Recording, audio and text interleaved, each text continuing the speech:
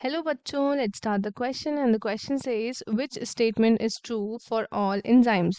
पहला ऑप्शन है हमारे पास they are denatured at temperatures above 60 degrees Celsius. Option B is they catalyze the breakdown of large molecules into smaller ones. Option C is they have active sites but can bind to only one kind of substrate molecule. Option D है they reduce the amount of energy required to start a reaction. So let us start with our key concept.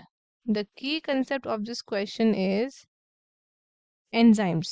enzymes है हमारा key concept. enzymes आपके क्या होते हैं? ये होते हैं बायो कैटलिस्ट. बायो कैटलिस्ट होते हैं. ये स्पीड अप करते हैं क्या? बायोकेमिकल रिएक्शन को स्पीड अप करते हैं ये बायो केमिकल रिएक्शन को.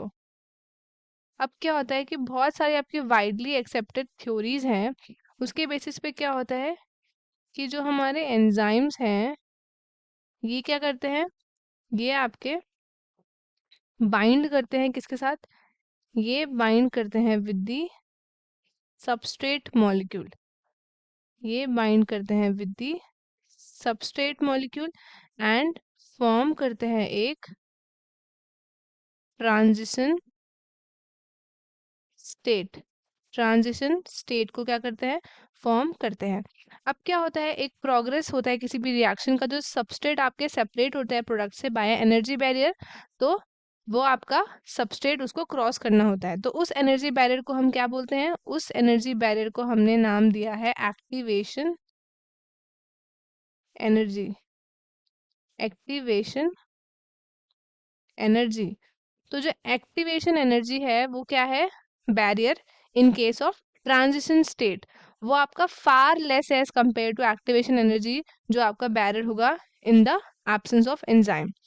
सो जो आपका रेट ऑफ रिएक्शन होगा वो आपका ज्यादा होगा इन case of enzyme catalyse reaction, क्योंकि क्या होगा? फॉर्मेशन ऑफ ट्रांजिशन स्टेट होगा एंड लोअर एक्टिवेशन अमाउंट आपकी रिक्वायर्ड होगी. सो अब हम बात करते हैं अबाउट कुछ स्टेटमेंट जो हमें मेंशन है. That is they are denatured at temperature above 60 degree Celsius. तो ये हर एक एंजाइम के लिए ट्रू नहीं है, क्योंकि कुछ एंजाइम्स आपके ऐसे होते हैं जो 60 डिग्री पे भी काम करते हैं बिना डीनेचर्ड हुए. तो ये सारे एंजाइम के लिए नहीं, लेकिन मोस्टली एंजाइम्स आपके डीनेचर्ड हो जाते हैं. तो this statement is wrong.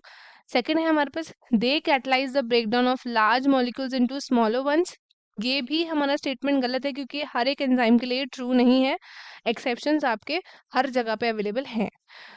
Next है हमारे पास they have active sites which can bind to only one kind of substrate molecule. ये गलत है हमारा. वन काइंड नहीं, आपके और भी काइंड्स हो सकते हैं जिससे वो आपका बाइंड करता है. लास्ट स्टेटमेंट है हमारा they reduce the amount of energy required to start a reaction. This is absolutely correct. ये रिड्यूस करते हैं अमाउंट ऑफ एनर्जी को जो आपका रिक्वायर्ड होता है to start a reaction. This statement is true for all the enzymes. तो students, I hope आपको क्वेश्चन अच्छे से समझ में आया होगा. All the very best and thank you.